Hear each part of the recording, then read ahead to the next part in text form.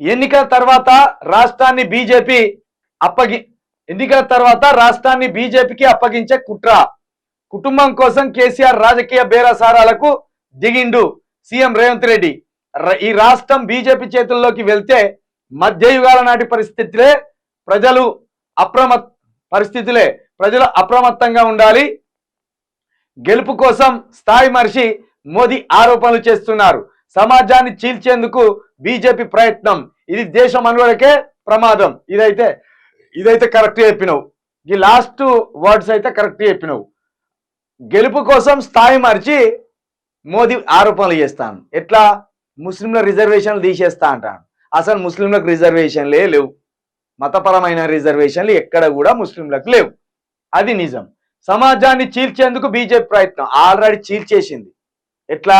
హిందువులని, క్రిస్టియన్లని, ముస్లింలని, పార్సీలని, సిక్కులని ఇట్లా సమాజాన్ని ఏ మతానికి ఆ మతానికి విడగొట్టి ఇక్కడ హిందువులే శ్రేష్టమైన వాళ్ళు, ఇది హిందువుల దేశం అని మోడీ నమ్మబలుకుతూ హిందువులను భావోద్వేగ పూరితమైన ఒక వాతావరణంలోకి తీసుకెళ్లి ఈ హిందువుల ద్వారా ముస్లింల మీద దాడులు, ఈ హిందువుల ద్వారా క్రిస్టియన్స్ మీద దాడులు, ఈ హిందువుల ద్వారా విద్యా సంస్థల మీద దాడులు, ఈ హిందువుల ద్వారా ఇతర వర్గాల మీద దాడులు చేసే ప్రయత్నానికి ఆల్రెడీ మోడీ తెరలేపిండు.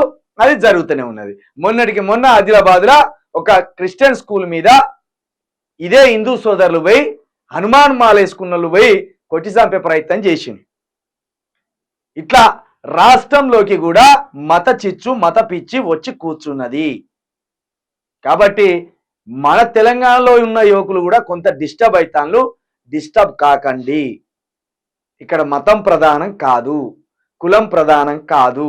ఇది హిందువుల దేశం అసలే కాదు. ఇది హిందూ దేశంగా ఎప్పుడు లేదు. ఇది బాగా గుర్తుంచుకోవాలి. ఇది భిన్నత్వంలో ఏకత్వం. సర్వ కులాలు, సర్వ మతాలు ఇక్కడ స్థాపించబడ్డాయి. ఈ భారతదేశం అనే స్ట్రక్చర్ ఏర్పడినప్పటి నుండి ఏనాడు కూడా ఇక్కడ ఒక్క హిందువులే లేరు.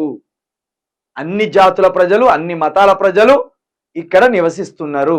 ఆ ఐక్యతను బీజేపీ చెడగొడుతున్నది. ఆ ఐక్యతను చెడగొట్టుకోకుండా కాపాడుకోవాల్సిన అవసరము ఈ తెలంగాణ యువకులుగా మన మీద కూడా ఉన్నది. ఇది మర్చిపోవద్దు.